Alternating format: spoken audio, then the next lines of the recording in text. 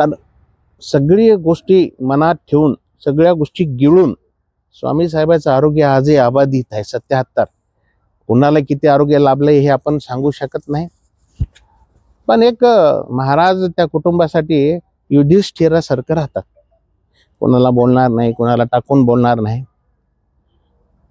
आणि स्वतःचं दुःख कधी प्रगटही करत नाहीत. ते इतरांच्या सुखात नेहमी असतात आणि मला त्यांचा सदैव अभिमान याच्यासाठी वाटतो. आता कुठं जंगम समाजातले प्रगती करणारे लोक उत्तमराव तुम्ही पाहिले असतील, तुम्ही सगळ्यांनीच पाहिले असतील, पण आज 52 म्हणजे 60 वर्षापूर्वी शिक्षण घेऊन एखादा माणूस मोठा हो नाव, मी माझ्या लहानपणी तो काठी झोळी घेऊन येणारा जंगमच पाहिला होता. असं वंचित हे ते अशी लोक पाहिले की ते खरं कौतुकाचं आहे. आणि मी तुम्हाला अभिमानानं सांगतो दादाराव, हा संविधानाचा विजय आहे. Am I right? यस. की भारतीय लोकशाहीनं काय दिलं, दिलीप पुंडे दिला, RJ स्वामी दिले, या सुविधा या वंचिताच्या जगण्यात थोडा प्रकाश आला म्हणून आज डॉक्टर स्वामी सारखे लोक दिसतात.